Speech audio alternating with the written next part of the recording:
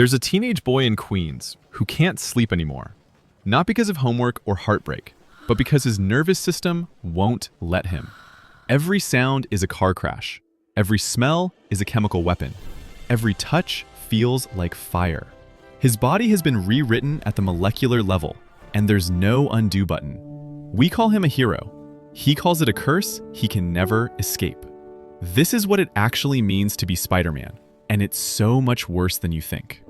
We celebrate superpowers like they're lottery winnings. We write comics and make movies where the hero gets bitten, gets strong, and gets the girl. But we never ask the question that matters. What does it feel like when your biology betrays you? When your own cells become a prison you can't escape? Peter Parker didn't just gain abilities that day.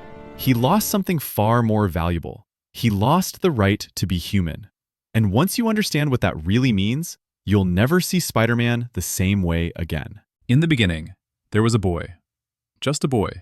15 years old, good at science, bad at talking to girls, invisible to everyone who mattered. Peter Parker was the definition of average, and that was fine. That was safe. He had control over his small, quiet life. Then came the spider.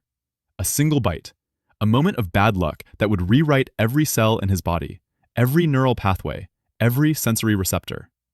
The comics show it as a gift. They call it an origin story. But what they don't tell you is that Peter Parker died that day. What crawled out of that lab was something else entirely. At first, it seems like power, strength beyond imagination. Walls became floors, gravity became optional. He could punch through concrete, dodge bullets, survive falls that would turn a normal person into paste. The world told him he was blessed. His uncle died, and suddenly he had purpose. With great power comes great responsibility, a beautiful lie wrapped in moral clarity. But here's what nobody talks about. The power never turns off. Not for a second. Not ever. His senses are cranked to levels that would drive most people insane within hours. Imagine hearing every conversation in a 6-block radius simultaneously. Every heartbeat, every breath, every whispered secret and screamed obscenity. Imagine smelling every perfume, every garbage truck, every rotting piece of food in every dumpster. Your brain isn't built for that. The human mind processes sensory information by filtering out the noise, by letting most of reality fade into the background. Peter Parker doesn't get that mercy. His spider sense means constant, relentless awareness, a state of permanent hypervigilance that would be diagnosed as severe PTSD if it happened to anyone else. He can't tune it out. He can't turn it down. It's just there, forever, screaming. Sleep becomes a battlefield. His body is so responsive, so sensitive, that the feeling of sheets against his skin can jolt him awake. A distant siren triggers his spider sense. A neighbor's argument 3 floors down pulls him back to consciousness. He's exhausted, always, but his enhanced biology won't let him rest properly. And when he does sleep, his reflexes don't. He's woken up on the ceiling more times than he can count, his body instinctively climbing while his mind was unconscious. There's something deeply horrifying about losing control of your own body like that, about realizing that you're no longer the one in charge. Then there's the strength. We see it as heroic.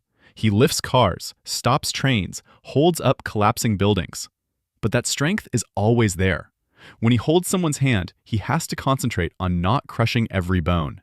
When he hugs his aunt, he's doing complex calculations to make sure he doesn't snap her spine. One moment of distraction, one emotional outburst, 1 second of lost control, and he could kill someone he loves. Imagine living with that fear every single day. Imagine never being able to touch another person without treating them like glass. The isolation isn't just emotional, it's physical. He can never truly relax with another human being, never truly let go. He's trapped behind his own strength, forever separated from genuine human connection. And people wonder why he makes jokes.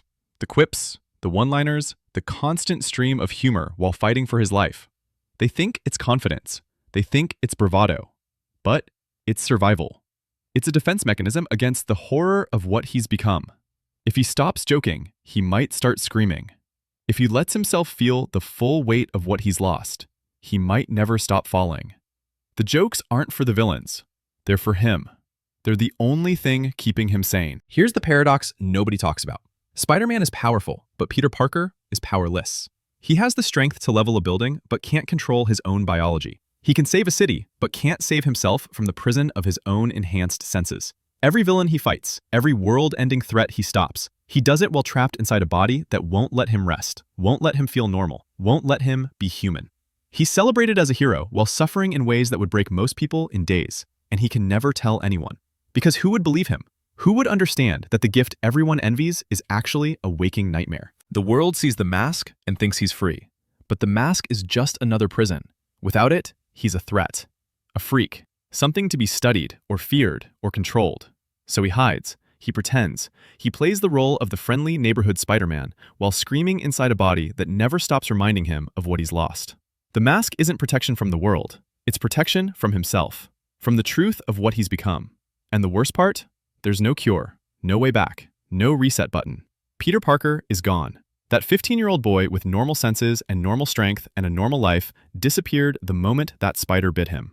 What's left is something that looks human, sounds human, but isn't. Not really. He's trapped between two worlds, too powerful to be human, too human to stop caring. A biological anomaly forced to play hero while drowning in sensory hell. We tell his story like it's inspirational. A kid from Queens who became a hero. But inspiration requires choice, and Peter Parker never had a choice. His body was rewritten without his consent. His humanity was stolen. And now he's expected to smile, to joke, to save the world while suffering in silence. That's not heroism. That's tragedy wearing a costume. So the next time you see Spider-Man swinging through the city, remember this. Behind that mask is someone who can't escape his own nervous system. Someone who feels every vibration, hears every cry for help, carries the weight of constant awareness. Someone who gave up sleep, gave up touch, gave up the simple joy of being human. Not because he wanted to, but because his biology gave him no other choice. We call him a superhero, but maybe he's just a prisoner, a biological prisoner in a body that won't let him rest. And the most horrifying part? He'll keep fighting. He'll keep saving us. Because even trapped in that nightmare, even suffering in ways we can't imagine, he still believes in responsibility. He still believes someone has to protect us, even if it destroys him, especially if it destroys him. That's the real story of Spider-Man, not a hero's journey, but a horror story with no ending. A young man trapped inside a weapon he can never put down, suffering in silence while the world cheers. And he'll never stop, because the spider's bite didn't just give him power, it gave him a life sentence. And there's no parole for being extraordinary.